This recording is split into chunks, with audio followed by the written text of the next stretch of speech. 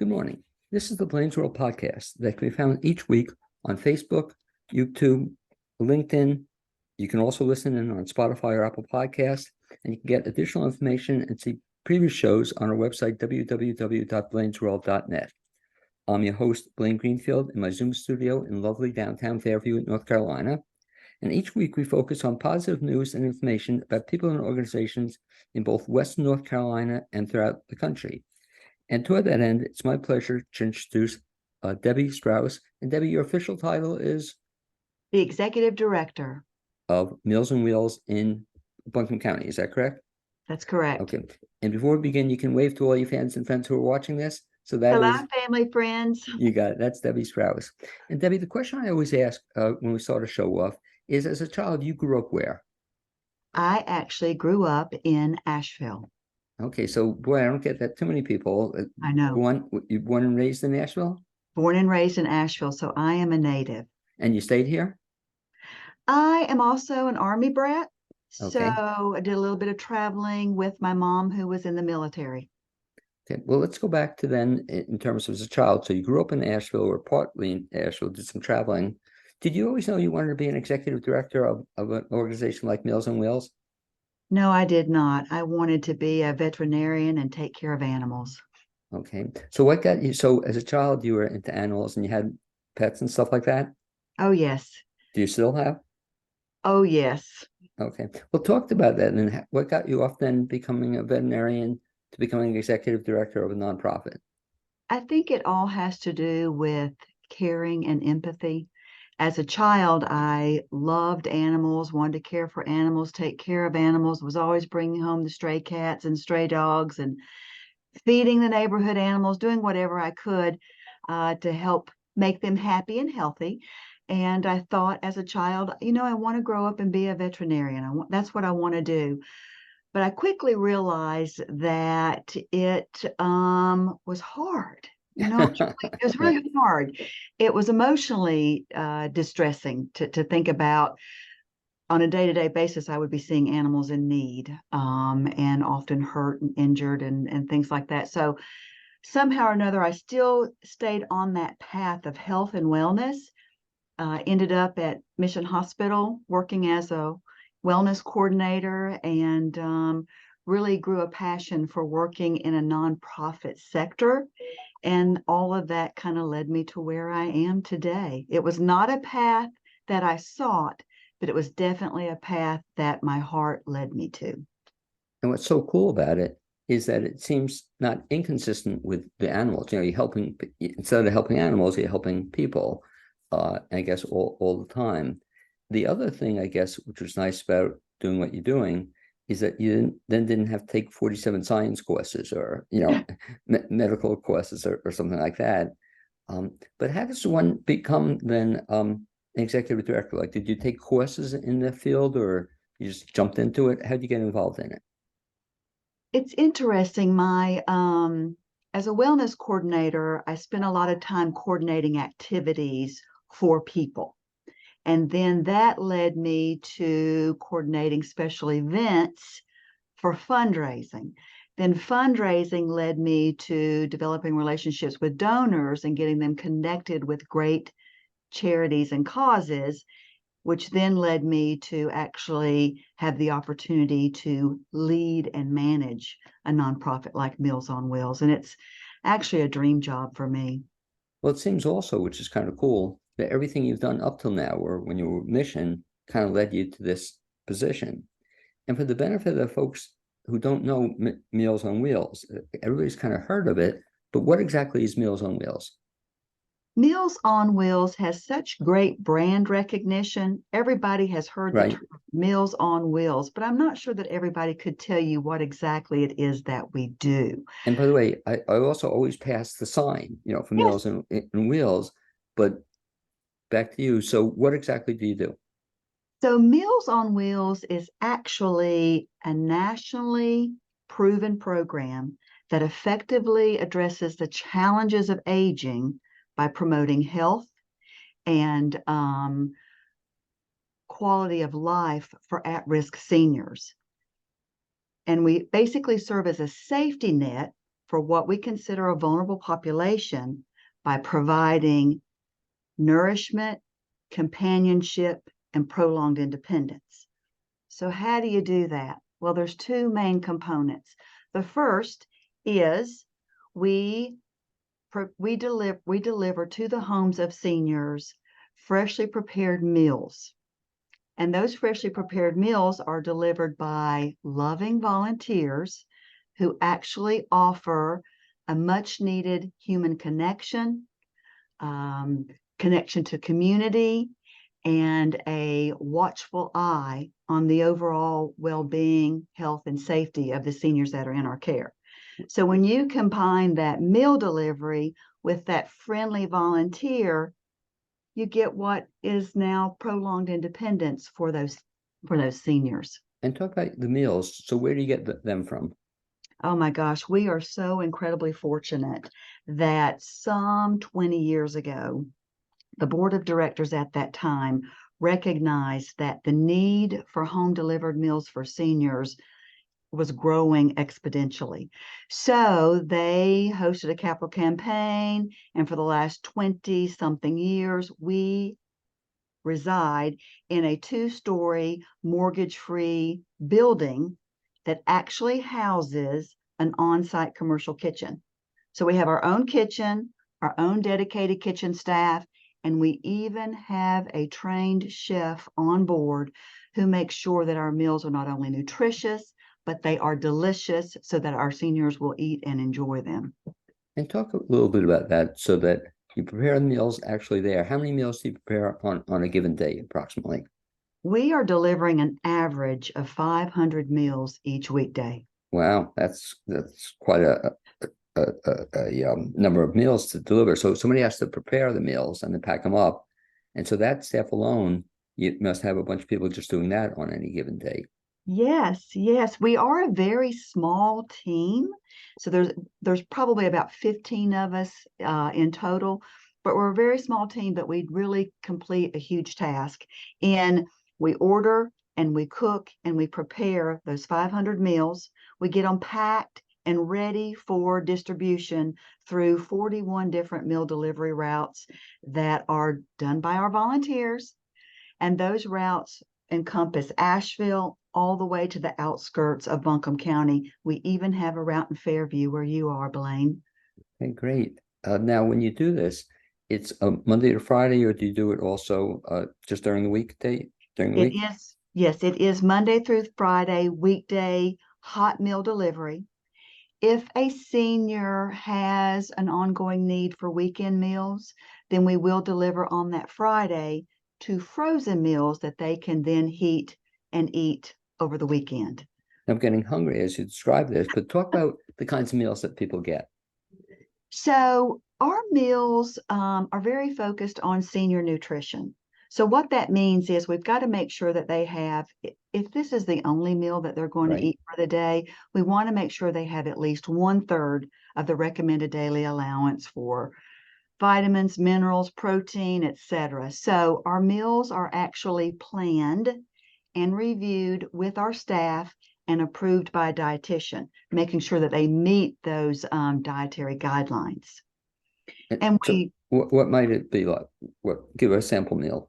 so a meal must have at least 800 calories, 1,300 milligrams of sodium or less, no more than 30% of the calories from fat, and so on. We must have at least 2 servings of fruits and vegetables, 2 servings of whole grains, things like that.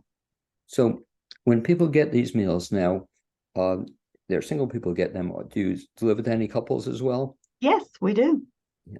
So talk about then what happens that they pick up the meal at your place and they go there. How long does the delivery take? What I really like what you're saying is that they just don't drop it off, but they actually have communication with the people. Yes, yes.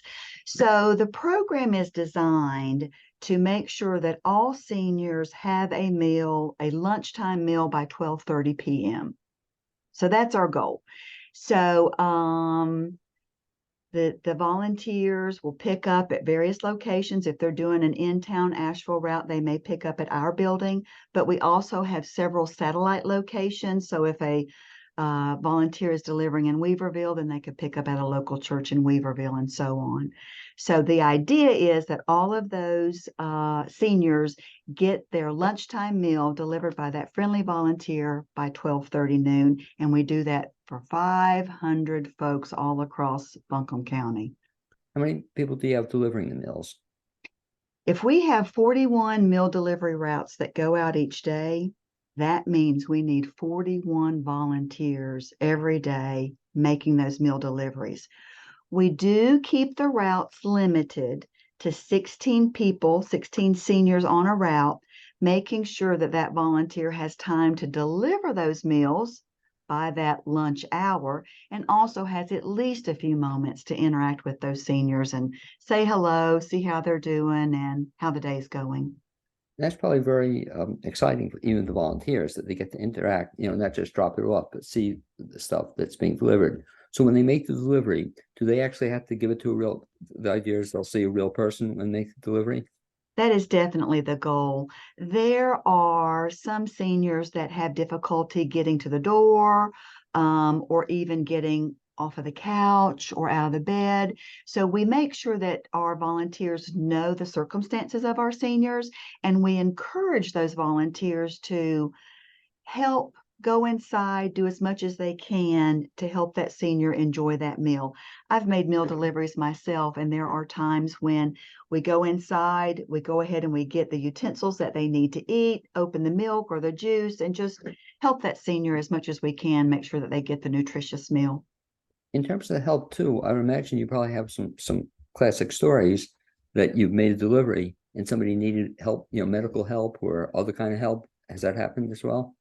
That has happened. The most help that our seniors need that volunteers are very happy to accommodate is, on your way in with the lunch, would you mind stopping at my mailbox and Oh yeah. picking up my mail or picking up the newspaper? Because again, homebound seniors do represent folks that have mobility issues. They're experiencing limited driving, or it's hard for them to stand for periods of time to cook meals or grocery shop, or even use that walker to get to the mailbox to pick up the mail. So for the most part, our volunteers are helping with receiving the mail, retrieving the newspaper, taking out the trash, changing a light bulb, all sorts of wonderful, caring things that our volunteers can do to support that senior. Yes, there is also that instance where there is a medical emergency at play. And for many of our seniors, the volunteers may be the only people that they see and interact with on a daily basis.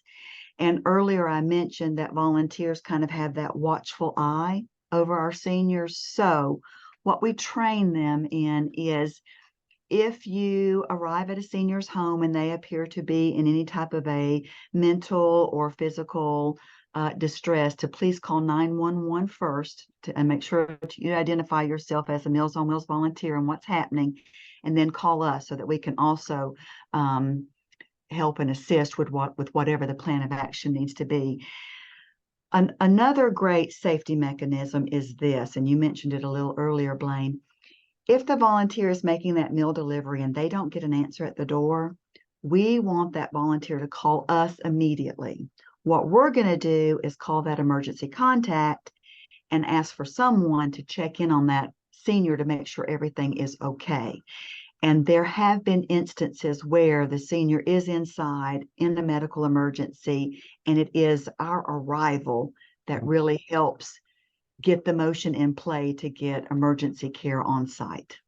And if you would, Debbie, talk about, I guess there are two parts to the whole program that I'm trying to get a handle on. The one being the seniors.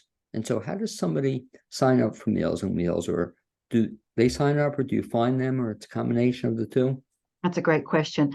We have a very strong referral network in Buncombe County, meaning a lot of healthcare agencies like the VA, Mission Hospital, Care Partners, rehab facilities. Many of those healthcare organizations will call us when they're getting ready to discharge a senior home, and they want to make sure that they have nutrition and visitation to help them remain healthy and safe. So there's a large referral system that comes to us, but also family, friends, and seniors themselves can call for information about how to become a part of the program. There are many family members of seniors that don't live in the same state, maybe as their loved one. So I'll have daughters and sons calling from different states because their loved one lives here and they would like for them to start receiving Meals on Wheels so that they can have peace of mind, knowing that mom and dad's being taken care of, and also knowing that someone's going to check in on them each day, make sure they have a healthy meal to eat. Because those family members want those loved ones to stay living independently as long as possible, as well as that senior wants to stay living independently. So talk about that part of the process. So if somebody, first of all, wants to sign somebody up, I mean, you get hospitals to give you referrals, but if a child or relative of a loved one wants to sign somebody up, do they call you up or go online, or how does that take place? The very best way is to call us directly. Our phone number's 253-5286. Call us directly. I have 2 social services personnel on staff who will work with the family and or those seniors to get some of that pertinent information to get them enrolled in the program. Our qualifications are that a senior should be 60 years of age and older, and that they are experiencing limited ability to drive. We're not saying that they can't drive at all, but very limited ability to drive, and or they may have mobility issues, which makes it, again, difficult for them to stand for periods of time and cook, or try to even get to a grocery store to shop and purchase groceries. Is there a financial component to this as well? Very good question.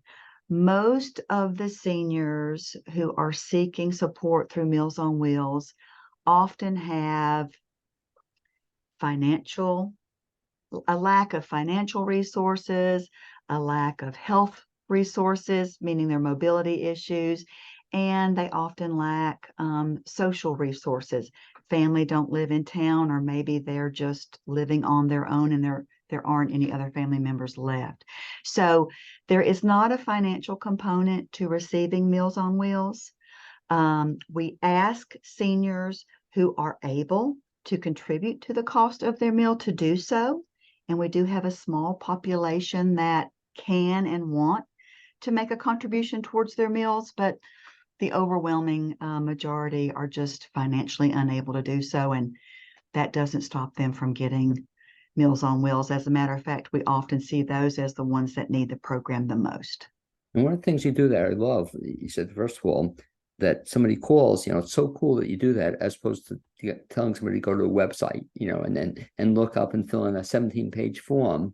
And some people can't do that, it's just very difficult. So it's so cool that they actually, I mean, you're one of the few people I know, or organizations, and I thank you for doing that. They can actually speak to a real person, and you're telling them to call a real person, which is really very nice.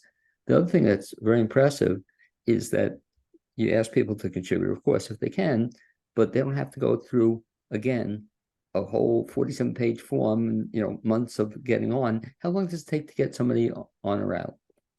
That's actually, at the onset of the pandemic, we had a huge increase in the number of seniors who needed our services. So we actually added meal delivery routes so that we could meet the need.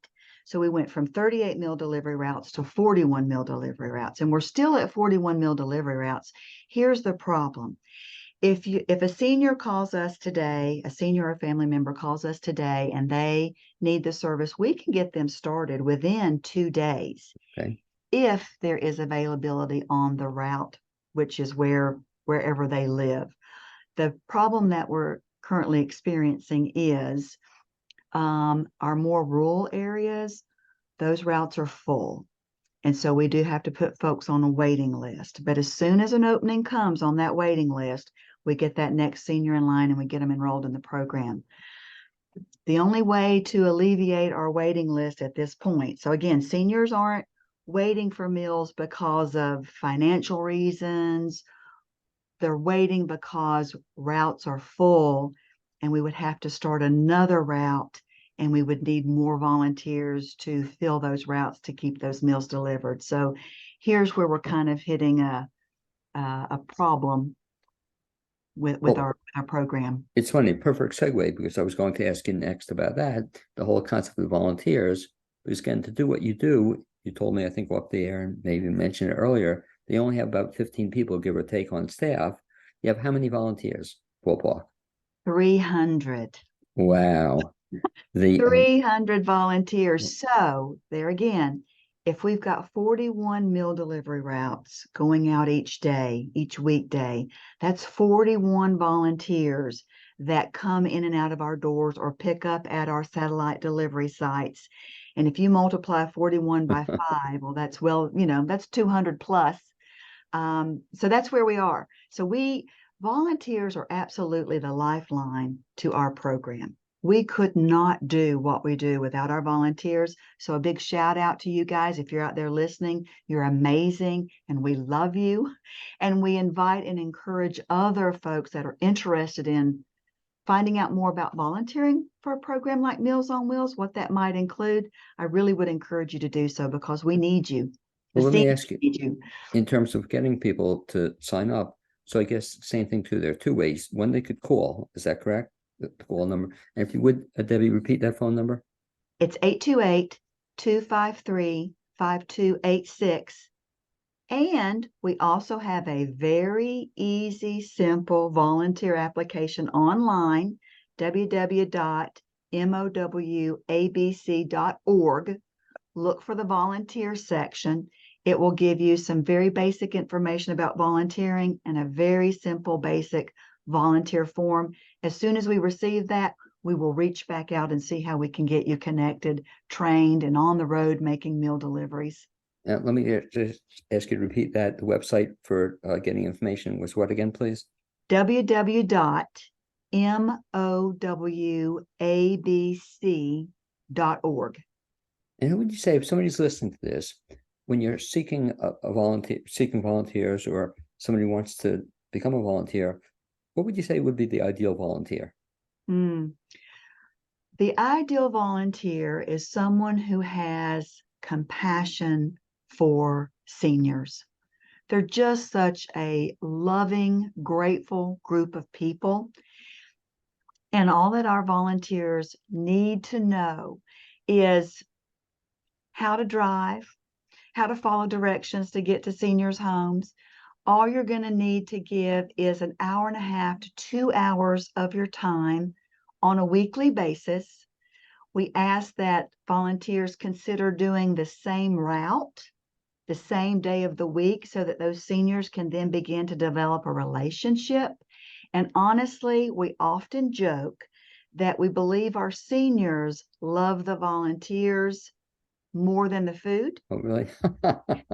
And I can't tell you how many times the volunteers come back or they call and let us know how rewarding it is for them to be able to spend some time with some really loving and incredible seniors who just need a little help staying independent. So if you volunteer, what I'm hearing you say is you don't have to do it 5 days a week. You can just do it 1 day a week. We ask our volunteers, if you're available on Wednesdays and you live in the Weaverville area, then let's see if we can find a route in that area that fits you and your time. And then if you can just do that same route on the same day every week to build that continuity, that's what's so beneficial to our seniors. Do you have any super volunteers who do work 2, 3, 4 days during the week, 5 days a Yes. week? We do have some super subs. We call them super subs because what they do is they don't commit to a specific route every day, but they will, they're a super sub, meaning we can call them and they'll substitute any route any day of the week, anytime we need them. They're amazing. If you're someone who maybe had a career in mail delivery or FedEx, UPS, Amazon, that kind of thing, and you know this community, you could be a great super sub because you know all of the little ins and outs of Buncombe County. Do you have any volunteers who work 5 days a week? Not yet? I don't think so. Okay, that'd be quite a commitment to it. That'd be quite a commitment. Yeah. And you said, how many volunteers do you have again? Around 300. Okay. Now, do any of the volunteers work? You talk about the delivery. Do some of them work in the kitchen as well? So we don't have any volunteers who work in our kitchen. We've been asked that question, and we are considering moving to a volunteer need in the kitchen. But we want we want the work of our chef to help us understand what that would look like and how beneficial that could be. But our biggest need is really the meal delivery, because there isn't enough staff to actually do that meal delivery on a daily basis. So we kind of keep them focused in that area. How about volunteering in terms of in the office or doing other things other than if they're not into meal delivery? Do you need people on the phones or help out other ways? That has been helpful. We have had volunteers do that. Again, I think they mainly enjoy, most of the time, volunteers are looking for that real opportunity to connect with another human. And doing that on the phone is great, but doing it in person through meal delivery is what most of them are seeking. We have been incredibly fortunate that we had an AmeriCorps service member, which again is another aspect Right. of a volunteer, serve with us this past year. And that was a wonderful experience for us and for that AmeriCorps service member. We signed up to do it again this year, and we already have a wonderful young lady who's going to be joining us in August. And her role will be to support our volunteer coordinator and helping us, have good experiences, recruiting, training, and the daily coordination with our volunteers. And that sounds not only like a great addition to the staff, but also to the volunteer. Is that person going to learn about nonprofits Yes, she is. in terms of that? So you've been doing this now at this location. Talk about where the location is again. So we are at centrally located 146 Victoria Road. We are right beside Asheville High School, right across the street from the beautiful AB Tech Allied Health Building. We've been here for 20 plus years. We have easy access in and out of the building if you are picking up for meal delivery here. Because I know that now I know why you're so familiar. I thought talk to you off the air. I thought you were familiar because every day I go to my doctor's on Victoria Drive. So I say it's a beautiful sign and it says Meals on Wheels. But especially you must have had a really tough time during the pandemic because I remember reading, what was it, you were looking for even more volunteers than ever, or you had more needs during that time? The pandemic really created a tsunami for us. Right. We experienced this huge increase in need. I mean, we went from serving 380 to 400 seniors to bam, I sort of thought. 550. It was a huge increase. And at the same time, most of our volunteers were seniors themselves. So they felt the need to back off and, stay home and stay safe. That's what everyone was recommending. So we really almost lost all of our volunteers at one time. But this community is so amazing and so resilient that it didn't take long for folks who were furloughed from work, folks who were working from home, early retirees who felt healthy and wanted to get out and support the community in some way, rallied to our defense. And I am so grateful that we did not have to close our doors not one day during the pandemic. Not all Meals on Wheels can say that. Many of them did have to shut down or change their operation format in some way, but we didn't. We were able to increase our meal delivery routes, garner new volunteers, and get that increase in the number of seniors served. And we did it, and we've done it over these last 3 years, and it's been phenomenal, and it's been incredible. And our volunteers are just superhuman beings. By the way, you were mentioning that if you come on board as a volunteer, you're backed up by support from you and the rest of the staff. So you have to go through a training process also to become a volunteer. Yes. What's Yes. that entail? I call it our safety checklist. I promise it only takes an hour or less to be trained.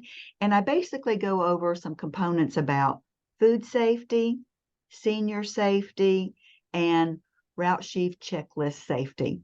So I just want to make sure that volunteers feel equipped to know what to do if they encounter a medical or mental emergency with a senior.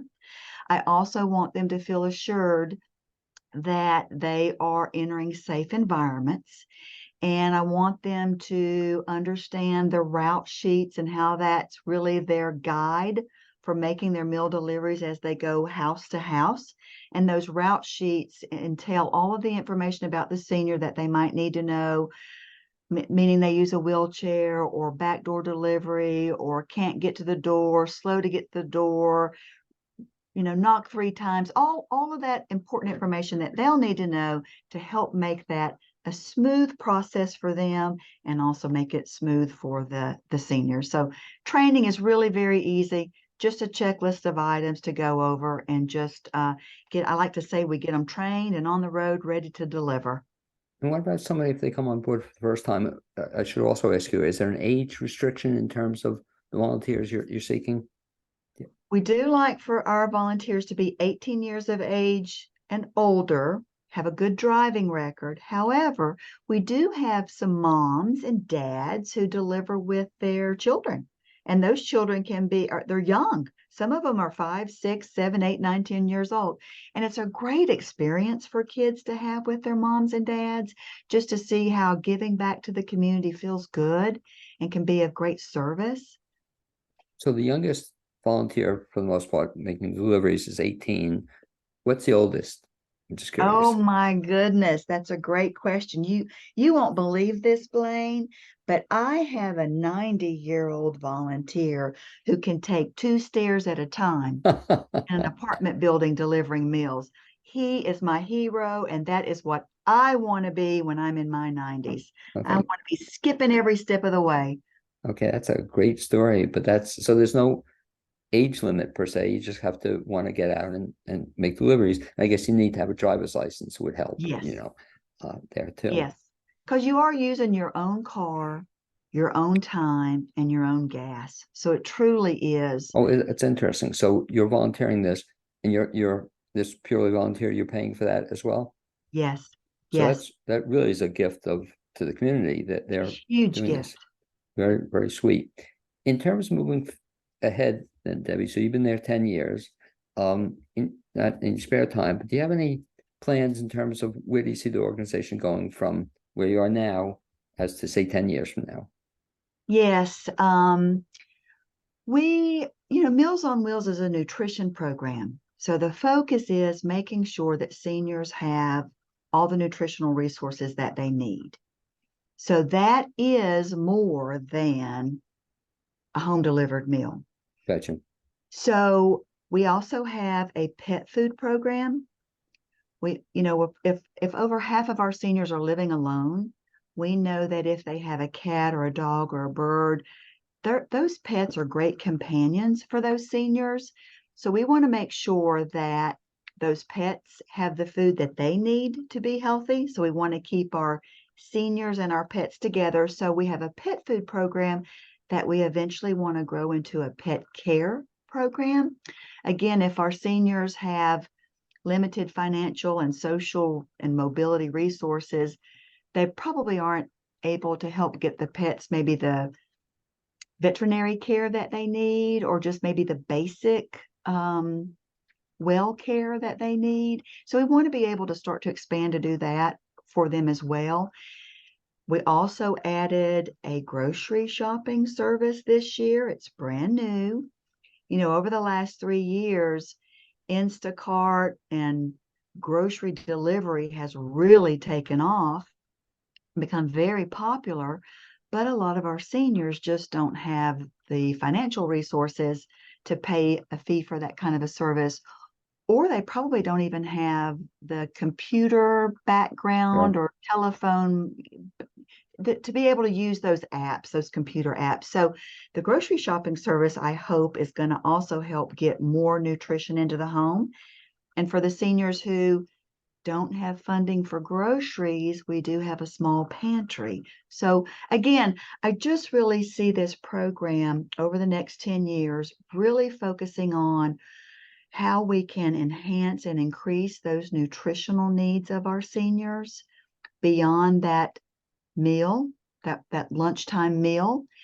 And how can we also offer supportive services that keep them aging in place? Resource coordination, how do we connect them with programs that they may need out in the community? And something that is really big on the horizon with Meals on Wheels of America, which a lot of our Meals on Wheels programs belong to, is therapeutic meals. If a lot of seniors are diabetic, or a lot of seniors have kidney disease and they're undergoing dialysis, maybe they have issues with chewing food. So there's all of these different therapeutic meal modalities that could be beneficial and helpful. How do we get there? Number one, is the need there? And then how do we get there and be able to provide that for them? So it looks like you're going to be a little bit busy in the next 10 years as well. I think so. You've been busy up till now. Debbie Sprouse, one last time, if folks want to get more information about Meals on Wheels in Buncombe County, if you give two things, you give the website again was what? So our website is www.mowabc.org. It's a great website, easy to navigate. Okay, and by the way, I think there's one more W in front. It's www. www. Okay, so check the website, and also, which is great, you have actual real people answering the phone. The phone number is what? So our phone number is 828-253-5286. And we really want to encourage folks who want to know about eligibility for the program or information about the program to call us, because we really do want you to talk to a person. We want to understand your needs, your current environment, and see how we can best help you in the easiest way possible. Of course, you can also sign up as a volunteer at that point in time. I assume if somebody by chance is interested or motivated and they want to make a donation, you can find information at the website for that as well. Yes, indeed. I must say that we are funded at least 70% by the generosity of our community. Okay, great. Anyway, I'd like to thank you for being my guest on this edition of the Blaine's World podcast. I'd also like to thank my producer, Cappy Tassetti, and we'll hopefully bump into you somewhere down the road. Debbie, keep up the great work. Thank you so much, Blaine, and thank you to everybody listening. Okay, great. Appreciate it.